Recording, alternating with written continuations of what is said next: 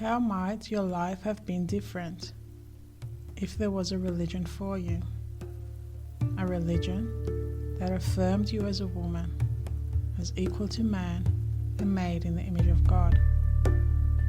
A religion that acknowledged your menstrual cycle as a sacred part of creation, your body and sexuality blessed, and validated the feminine voice of God as the most highest, and the care and sustainability of natural resources and non-human life as the highest goal of mankind. How might your life have been different? Welcome to Heretica, her eco-feminist theology educational podcast. My name is Elena and I am the podcast creator. Hi everyone and welcome to Heretica. Today we'll be exploring how the sexual revolution joined forces with the feminist movement. And before I start, if you can take the time to subscribe to my Substack at theologyofher.substack.com, that would be great. So the revolution started as separate from the feminist movement. There was actually a silent sexual revolution that began in the 1940s and 50s in America. A University of Florida research confirms how it began with a silent generation of the 40s and 50s. U.S. Census Bureau statistics on premarital pregnancy and vital statistics on single motherhood between 1940 and 1960 point to the unexpected conclusion that there was much more sexual activity during those decades than Americans are willing to admit. After 15 years of depression and war, there was also a desire on the part of Americans to live in the moment and enjoy life. According to the study, the sexual revolution actually began during World War II, which had a great liberalizing effect on values, affecting everything from child rearing to religion. Between the beginning of World War II in 1941 and the inaugural issue of Playboy in 1953, the overall rate of single motherhood more than doubled.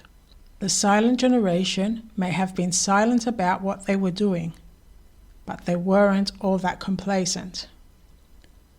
The crucial distinction between the 40s and 50s and the 60s are in differences between conventions and conduct, what people said versus what they did.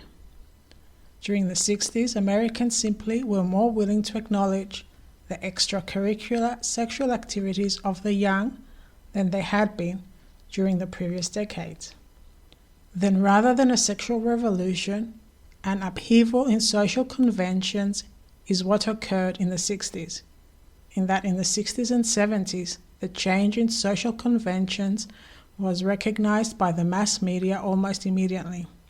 Some early commentators believed that it was in fact the second sexual revolution, the first one having taken place in the period after World War I and culminating in the wild drinking and sexual pranks of the lost generation, which included such writers as F. Scott Fitzgerald and Ernest Hemingway in the Roaring Twenties. Nevertheless, the sexual revolution that took place in the latter half of the 20th century was deeper, more sweeping, and longer lasting. Then, with the war in Vietnam happening during the third sexual revolution as such, of the 60s and 70s, brought about the so-called hippie movement, which further impacted sexual morality as a source of freedom and breaking gender and social stereotypes. So you may have noticed a pattern here. After every war, a sexual expression changes. The reasons can be many. First, it is the sexual violence in wars. Women are seen as war trophies or weapons of war and are raped during wartime. One's bodies thereby become a battlefield. So taking my country, Cyprus, as an example. Following our 1974 war with Turkey, which divided the island, and Nicosia, the capital city of Cyprus, remains the last divided capital city in the world, abortions were not legal up to that time. but that changed after the war as many women were raped, and so abortion became legal to enable them to undergo wartime rape abortions. Since then, abortions in Cyprus are considered legal, but this also changed the sexual landscape in Cyprus. Prior to the war, marriages were arranged by matchmakers, and a precondition for marriage was a dowry provided by the bride. Until 1979, the church allowed a husband to divorce his wife if she was not a virgin on her wedding night. So it's interesting to see the impact of war on our social, sexual behaviors and moral landscape. It might be that war is also used as a time to change cultural landscapes in a way that tries to move us away from love-based to fear-based lives. Under such circumstances, people are vulnerable and can be manipulated. But back to the initial quest of this podcast. How did the sexual revolution and the feminist revolution blend into one? Sue Ellen Browder, who was a journalist for Cosmopolitan in the 70s, will take us on that journey through a section in her book called Subverted: How I Helped the Sexual Revolution Hijack the Women's Movement, and use her testament and her journey to figure out how that happened. In between, I will intertwine other evidence-based information or my own opinion from self-reflection. Browder says, from 1970 on, I was right there in the heart of the sexual revolution in New York City, working first on staff at Cosmopolitan and for the next 24 years as a freelance writer for the magazine, where I told lie upon lie to sell the casual sex lifestyle to millions of single working women. The author confesses that some of the many dark lies she told at Cosmo was to soft sell the sexual revolution to single women. I was not one of the mighty at Cosmo. I was not even one of Helen Gurley Brown's favorite writers. I was just one of the ordinary foot soldiers. Sitting daily at my little navy blue desk in Cosmo's articles department, I witnessed what seemed to me then to be a small, insignificant fact, but which now in hindsight has assumed monumental importance. My small observation was this. In the beginning, the women's movement and the sexual revolution were distinctly separate cultural phenomena. Helen Gurley Brown, author of Sex and the Single Girl, which is the precursor to Sex and the City, taught that a single girl in the big city could climb the corporate ladder and have lots of orgasms along the way by working hard and granting sexual favors to married and unmarried men, as long as she didn't have children. Browder continues, the sexual revolution secretly joined forces behind the scenes, largely due to the influence of one man I had never heard of, a master propagandist skilled in the manipulation of public opinion named Larry Lader, a founder of the National Association for the Repeal of Abortion Laws, later called the National Abortion Rights Action League, and still later National Abortion Rights Action League Pro-Choice America.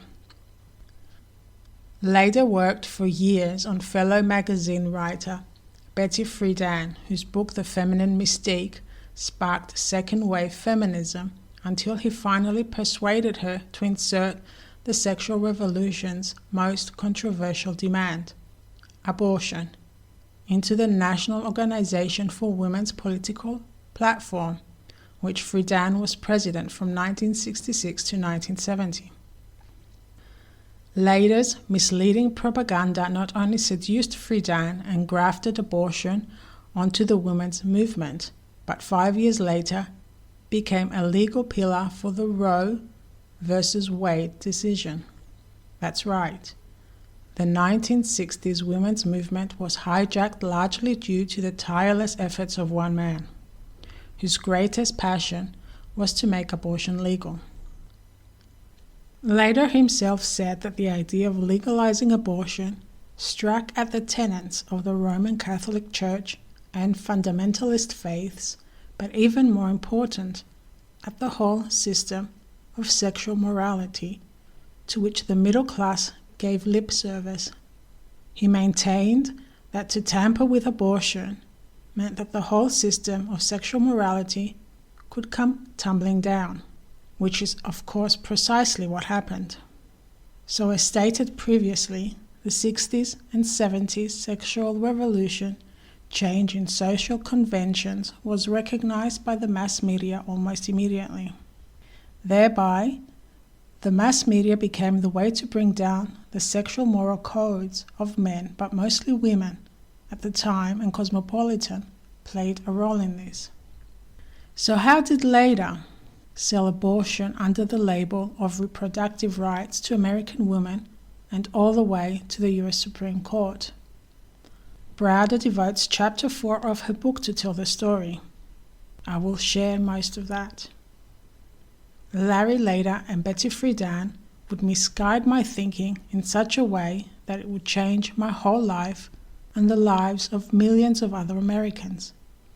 Larry met Betty Friedan in 1942 through mutual friends. The two magazine writers, both atheists with old left leanings, continued to see each other frequently during the 1950s in the New York Public Library's Frederick Lewis Allen Writers' Room. In this secluded literary hideaway, Betty wrote much of the feminine mystique, and Larry started his first book, a biography of Planned Parenthood founder Margaret Sanger. During 3 years of interviews, as Sanger poured out her most intimate thoughts, to Later she would become, in his words, the greatest influence in his life. It was while working on Sanger's biography in the Allen Room that Later first became obsessed with abortion as the royal road to sexual freedom. Later scorned pregnancy as the ultimate punishment of sex and idolized abortion as the ultimate way for a man and woman to enjoy the pleasure of sex for its own sake without having children. The idea of death before birth, for that is what abortion is, fascinated him. Later and Friedan shared many ideas in common. For example, both would one day sign the Humanist Manifesto too, an ideological statement written in 1973 for the American Humanist Association. Their motto is "Good without a God." If I had read the Humanist Manifesto in my 20s, since I considered myself an educated and sophisticated person, I probably would have signed it too. In many of its tenets, the manifesto differed little from our cosmo-philosophy. Both shared the same core belief, that human beings are entirely in charge of the universe, and each isolated individual, operating independently, must make up his or her own private lives. In many ways, humanism, as it was laid out in the Humanist Manifesto too, was just our cosmo-philosophy dressed up in a tweed jacket with a college diploma. Much of the manifesto sounded quite noble. It urged the recognition of the common humanity of all people and stated, "We must learn to live openly together, or we shall perish together."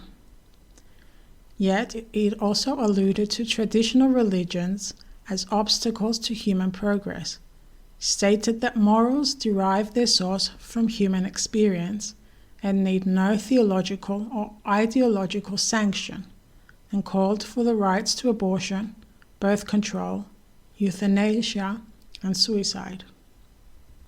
Just pausing here for a moment to self-reflect on traditional religions as obstacles to human progress, I would like to say that it's actually the opposite. Whether it's just simply traditional religion or fusion with another spiritual school of thought and devotion, religion creates ethics, morals, and boundaries around which we can function, which benefits everyone and everything, and that is important. It empowers us to act within certain healthy boundaries and not take the easy way out, which has extraordinary long-term benefits, because in your wake you have not created chaos and destruction. It's a great moral compass to everything we do, and there is a lot of freedom, as this results in a clear conscience, and only engaging with things that are vital and not wasting time. So there is a lot of freedom within healthy religious boundaries. Back to Browder's testament. Hidden within the Humanist Manifesto too, also lay an unspoken assumption about an individual's personhood. The document reflected the fashionable belief that the human person is a non-worshipping being, abandoned in a vast universe to wander lost, lonely and afraid, with neither the ability nor the need to relate to an all-loving God. Explicitly denying man's deep longings for a relationship with the God who is love, the manifesto claimed that traditional religions separate rather than unite people and cannot cope with existing world realities. Denying the existence of the prayer-hearing God assumed to love and care for persons, to hear and understand their prayers, and to be able to do something about them. The manifesto, both Larry and Betty signed, stated, "No deity will save us. We must save ourselves." So another quick self-reflection. I can safely say that it's not true. We cannot save ourselves. Only God can save us. Always remember that Mary Magdalene and Virgin Mary had heard and saw God speaking to them. And the reason we draw up such manifestos is really at a time when we are lost. At times we might feel disillusioned by religion and our faith. But if we just slow down and pause during times of crisis, we will realize that it is the same faith we question that gets us through the next stage, and gradually that turns into deep meaning in life. But I also understand that it is during times of crisis that we begin seeking outside of faith, because we need a purpose to get us out of the crisis, and such manifestos can seem to hold that solution, yet long term they also are an illusion. So back to Browder. Yet even though Betty signed the manifesto, the memory of her Jewish roots would remain with her and call to her throughout her life. In her memoir Life So Far, published when she was nearly 80 years old, she wrote that there's nothing in Jewish theology about your duty to use your life to make life better for those who come after. I felt that mission strongly. It wasn't enough to just start a movement for women's rights. You had to make it happen. Later too was Jewish, but in all the years one of his closest allies knew him, he never discussed his Jewishness. He was also a staunch believer in the 18th century Malthusian notion that the world's growing population would soon lead to global famine. Larry's surefire solution to this terrifying Malthusian idea of impending disaster was abortion, not just for the poor, but also for any woman who wanted to call herself free. Betty's special idea, you'll recall, was that creative work of her own would set a woman free. Larry's special idea was that unrestricted abortion would set a woman free. And this conviction later had far more in common with Cosmo's Helen Brown, hard work and sex without the kids will set you free, than he did with Betty. Betty supported the legalization of abortion for other women, yet personally, even when she was fired from her newspaper job for being pregnant, the possibility of aborting her own baby to save her job seemed never to have entered her heart. Ideologically, I was never for abortion, Betty wrote in the year 2000. Motherhood is a value to me, and even today abortion is not. I believed passionately in 1967, as I do today, that women should have the right of chosen motherhood. For me, the matter of choice has never been primarily the choice of abortion, but that you can choose to be a mother. That is as important as any right written into the Constitution. Larry said he tried to persuade her otherwise, that women needed abortion to be free, yet for many years, Betty remained unconvinced. The secret plan unveiled. We would never have known it was later who at last persuaded Betty to insert abortion into the National Organization for Women's package of women's rights if it weren't for the written testimony of a third party who eyewitnessed events as they unfolded behind the scenes. This eyewitness was Bernard Benny Nathanson, MD. As a director of one of the world's largest abortion clinics, Nathanson worked with Leda in the late 1960s to found NARAL, the first national organization set up to repeal U.S. abortion laws, or otherwise pro-choice reproductive freedom for all. In the early days of the abortion movement, Nathanson and Leda frequently took short trips together out of the city. On a typical outing on October 7, 1967, they took a drive down to Bucks County, Pennsylvania. The conservation turned as usual to abortion. If we're going to move abortion out of the books and into the streets, we're going to have to recruit the feminists, Larry observed as they drove along. Friedan has got to put her troops into this thing, while she still has control of them. During another NARAL strategy meeting, Larry told Bernie, "We've got to keep the women out in front. You know what I mean, and some blacks. Black women especially. Why are they so damn slow to see the importance of this whole movement to themselves?" It apparently did not cross his mind that perhaps black women did not regard his crusade to eliminate their babies as their path to true freedom. All revolutions also need a clever propaganda slogan to use as a rallying cry, and later had a humdinger of a slogan in his pocket. The slogan was, "No woman can call herself free who does not own and control her own body." On its face, the slogan is true. Who could deny it? But what does it mean? Owning and controlling one's own body is one of those empty phrases that could mean anything, from dieting to weight loss. That's the whole point of good propaganda, media critic Noam Chomsky points out. You want to create a slogan that nobody's going to be against and everybody's going to be for. Nobody knows what it means because it doesn't mean anything. Its crucial value is that it diverts your attention from a question that does mean something. Do you support our policy? That's the one you're not allowed to talk about. Later claimed Margaret Sanger invented the control your own body slogan, but if she did not mean by it what Leda said it meant. Sanger so vehemently opposed abortion that by Leda's own admission, his abortion advocacy caused a rift between them which remained unhealed at her death. Sanger called abortion barbaric. It wasn't until after Sanger died and abortionist Alan Gutmann took the helm that Planned Parenthood, the organization Sanger founded which promoted the pill, publicly began to advocate legalized abortion.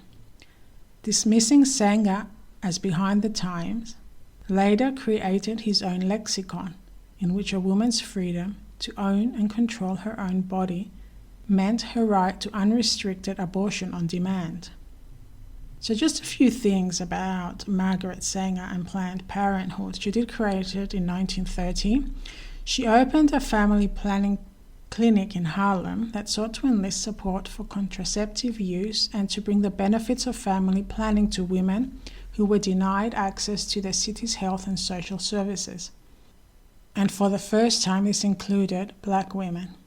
Sanger, though, was also a eugenicist. Eugenics is the theory that society can be improved through planned breeding for desirable traits like intelligence and industriousness. In the early 20th century, eugenic ideas were popular among highly educated, privileged, and mostly white Americans. Margaret Sanger pronounced her belief in an alignment with the eugenics movement in her writings, especially in the scientific journal Birth Control Review. At times, Sanger tried to argue for eugenics that was not applied based on race or religion, but in a society built on the belief of white supremacy, physical and mental fitness, I always judged based on race. Eugenics, therefore, is inherently racist. So even if Sanger claimed not to be racist and she did include women of all colors and race in contraception, adopting the language of eugenics is in itself racist. So she was deemed racist because of it. When it comes to abortion, Sanger condemned abortion as a method of family limitation, but she was not opposed to abortion intended to save a woman's life. So that's where she disagreed with Leder to make it available so easily for all women. So back to Browder's Testament, a masterpiece of persuasion. To Larry's disappointment, the first edition of the Feminine Mystique mentioned neither contraceptives nor abortion. His cleverly crafted abortion book, however, seems to have finally convinced Betty that America's abortion laws needed to be changed. Published in 1966, the 212-page hardcover had on its cover a sinister red and black op-art design, which appeared to conceal yet at the same time reveal two malevolent eyes. Under a pretense of love for women, particularly the poor, Leder wrote, "The complete legalization of abortion is the one just and inevitable answer to the quest for feminine freedom." In a back jacket endorsement in praise of abortion, Betty raved. Lawrence Leder's book is the first daring revelation of the cruelty and damage inflicted on American women by our antiquated abortion laws. It is not only an authoritative study of the hypocrisy and absurdity of abortion practices, it is a courageous blueprint of what women must do to abolish the state's power to force them to bear a child against their will. A masterpiece of persuasion, Abortion likened the abortion movement to the civil rights movement, suggesting that women's bondage to pregnancy was as unjust and evil as 18th century slavery. This emotionally intense but logically false analogy appealed strongly to undiscerning readers during the 1960s civil rights era. Under the guise of objective journalism, in collusion with eminent New York pro-abortion attorneys, Leder methodically laid out in his book a persuasive and powerful legal argument for abolishing all abortion laws. In addition, he desacralized the baby in the womb by claiming that even the Catholic Church has always been confused about whether or not the fetus has a soul, and that therefore the fetus probably doesn't have a soul, at the very least not until its mother feels the baby kick. Splitting spirit from matter and creating a verbal smokescreen to make the issue seem as complicated as possible, Leder ignored or overlooked Christ's sanctification of the flesh. He also ignored or overlooked the teaching of the 12 apostles written in the 1st century and often considered the Church's first catechism, which plainly and simply states, "Do not kill a fetus by abortion or commit infanticide." So when it comes to spirit and matter, upon my own reflection, I had once heard how it is in the 3rd month that spirit enters the fetus, which is why mums often announce they are pregnant after the 1st trimester, as this ensures that the baby is safe. Even so, it is still a living organism and we need to rethink our relationship with abortion. Back to Browder. Unfortunately, Leder's completely informed and documented story was laced with poisonous half-truth, limited truth, and truth out of context. Much of the bogus abortion history in his angry book was invented by Cyril Chestnut Means Jr., a New York law school professor who later became an oral pro-choice attorney. Means arbitrarily destroyed legal precedent, replacing it with a history of his own making. According to Villanova University law history professor Joseph de la Pina, author of a meticulously researched 1,283-page volume titled Dispelling the Myths of Abortion History. First, he wrote that abortion was not criminal in England or America before the 19th century, and second, that abortion was criminalized during the 19th century solely to protect the life or health of mothers and not to protect the lives or health of unborn children. Regardless of how many times these claims are repeated, However, they are not facts, they are myths. Because de la Pena has so effectively laid out the intellectual case against the distorted history upon which Roe versus Wade was based, he has been publicly accused of being a Catholic, perhaps in the hope his work will thereby be discredited. De la Pena assures his readers, "I am not a Catholic. I am and have been for most of my life by choice a Unitarian." The later Means Nathanson pro-abortion campaign was a propagandistic tour de force.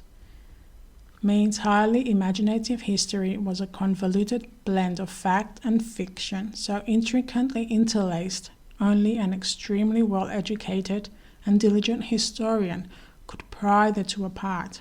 After later published Means' fabricated history in his abortion book, Means managed to get his misstatements of historic fact published in a reputable scholarly journal, the New York Law Forum.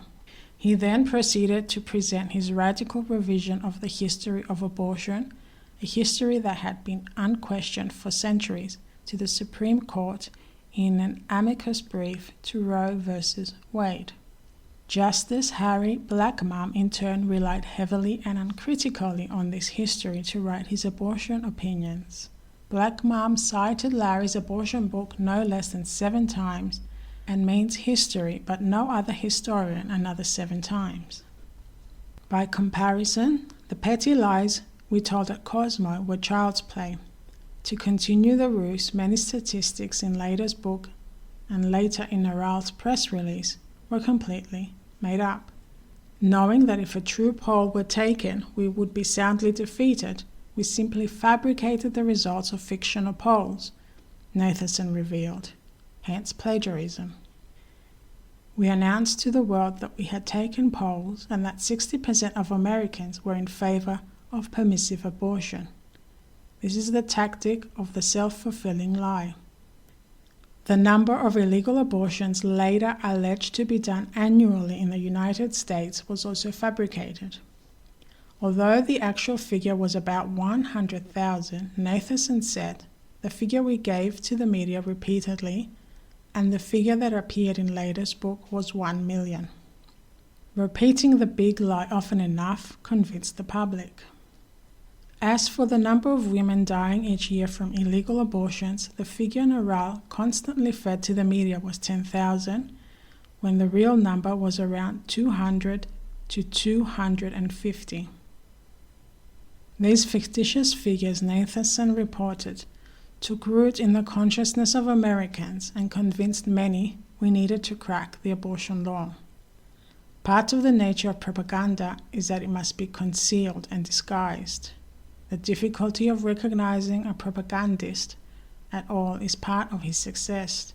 With the publication of his abortion book, Later's fictional statistics hit the wire services and were spread as truth throughout the U.S.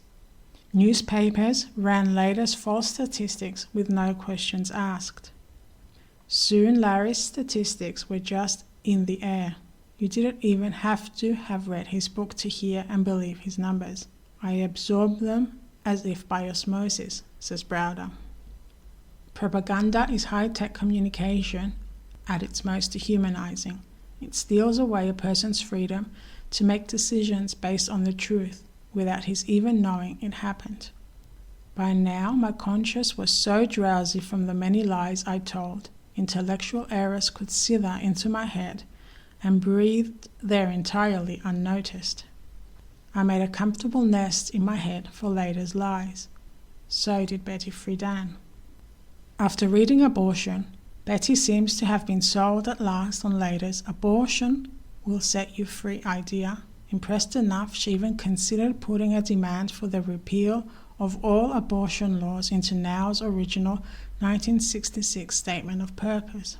Close friends wisely cautioned her not to. You're doing something controversial enough. Historian Carl Degler, who was later to win the Pulitzer, told Betty, "Don't put abortion in there." So she didn't. Yet just 1 year later, only 6 weeks after the Bucks County road trip, when Later told Nathanson they needed to recruit her for their cause, Betty created an uproar at the second annual NOW conference when, in her characteristic domineering style, with a voice like a foghorn, she demanded that NOW take a stand in favor of contraception and for total repeal of all abortion laws. What's more, Betty demanded that abortion, contraception, and sex education be inserted into the women's movement not to further her own agenda, or so it was said, but only to serve all women's best interests. She did it to shield me from injustice and to set me free, reflects Browder. So essentially it is with legalizing abortion and the abortion pill that the sexual revolution joined forces with the feminist movement. So what's worthwhile noting is how in my podcast called A History of Ecofeminist Theology, I touch on how Elizabeth Cady Stanton and her committee of 26 women wrote the Woman's Bible, published in 1895 and 1898 to challenge the traditional position of religious orthodoxy that women should be subservient to man. By producing the book, Stanton wished to promote a radical liberating theology, one that stressed self-development. Yet Susan B. Anthony, Stanton's best and most faithful collaborator, concluded after years of working for women's rights that the concentration on one issue, votes for women, was the key to bringing success to the movement. So women's suffrage was the priority of the women's movement, and they wanted to disassociate themselves from the Women's Bible, and by a vote, a majority of 53 to 41, delegates approved the resolution to not associate the women's movement with the Women's Bible because of the controversial effects it may have with the Catholic and Christian Church. Part of the associations of the National Women's Suffrage Association was with the Women's Christian Temperance Union, to achieve the right to vote, which they achieved. So women didn't want to use religion or create tension with the church to get their rights. But as we have seen during the second wave of feminism, and to later himself, this was his plan. Repeating his words, the idea of legalizing abortion struck at the tenets of the Roman Catholic Church and fundamentalist faith. So this tension was created. He was using this to say to women how the church, this patriarchal church, is holding you back from your freedom and work opportunities, as during those years when a woman was pregnant, she lost her job. So it is religion that's holding you back, was essentially the message. Feminists, though, refused to agree with this, even though they were challenging the patriarchal narratives of the Bible by then. But they had boundaries, and they were saying no, they were not going to kill their babies. So they opposed it until later persuaded Friedan, and the rest is history. So how should we look at this? As the patriarchal agenda, an anti-religious agenda, blame the feminist revolution? The aim of the feminist movement when it came to religion was not to create a secular society. It was for equality, to have women ordained as priests, and to stop men from using Bible quotes to oppress and subordinate them. It was a life-giving effort for themselves, and reclaiming the goddess and the feminine divine was a reflection of ancient matriarchal societies that worshipped also God as a woman. There was a historical and archaeological basis for it. They did not just make it up. As it seems, it was men's ability to influence the feminist movement and the women that were persuaded by this agenda that brought about legalizing abortion. So what if the sexual revolution and the women's movement didn't merge? I think feminism would be so much more powerful today, and we would have made greater and healthier strides towards equality. The legalizing of abortion, I don't believe, was a patriarchal conspiracy or the fault of feminism. It is our religious and spiritual ignorance, if I can use this word. I have mentioned before that while feminism was about equality, it was also about the evolution of the self and our consciousness. Or better still, that was the aim of feminist theology. The understanding of our reproductive or creative energy has been so much attached to sexuality that we have forgotten our ability or purpose of spiritual pregnancy or rebirth. Spiritual rebirth is intertwined with our reproductive energy for both men and women, which leads to wholeness and enlightenment, which is the aim of salvation. It requires that we elevate that energy, and that will allow us to enter the subtle realms of existence towards spiritual perfection, and to see a vision between wake and asleep. What occurs with each sexual intercourse is that this energy is no longer whole, and we need to keep regenerating it so it can be elevated as a form of offering to God or the divine feminine until the moment is ripe. This does not mean not having sex. It's just the understanding that there is so much more to it than externalizing its expression. This understanding and lived experience takes on the form of dead thoughts that are awakened to life in the form of moral impulses. When we approach life from moral impulses, we are much more sexually aware, ethical, and take the necessary precautions and weigh the consequences of our actions in line with our spiritual and life morals. These moral impulses are generated from an internal and not an external truth.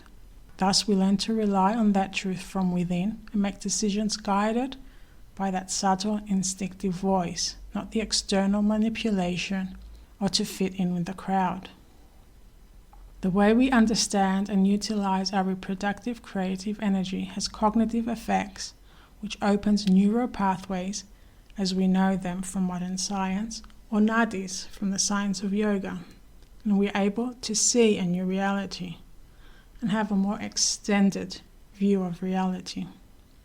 The force of our reproductive energy, thus when elevated, has tremendous positive impacts on who we are as people and how we engage with the world and our bodies. And within this context, many women do not have children, not because of their feminism, but because of their religious understanding of this energy. And feminist theology has come to understand this truth. Again, I am not saying not to have children, but many anti-feminists that are Christian point to the fact of the poor feminist women who did not have children for the revolution, and where did it get them? All the modern societal ills are their fault, meaning the feminists, or the barren feminists. From a theological and feminist combined perspective, that is not true. In the same way, childlessness is not a retribution for sin. Everything has its highest calling, but we need to discover it, and hyper-connecting sex to our reproductive, creative, primordial force will not allow us to find that because it is deeply within us. Nor does this mean, though, that a woman who has given birth is now not able to attain spiritual birth. Of course she can. Spiritual birth is very much tied to grace. We need to at least begin contemplating this reality. So this is the end of today's podcast. Thank you, and please subscribe to my Substack platform, which is theologyofher.substack.com. Until next time.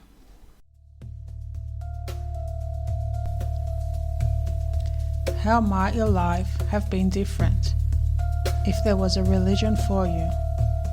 A religion that affirmed you as a woman, as equal to man, and made in the image of God. How might your life have been different? Heretica, her eco-feminist theology educational podcast.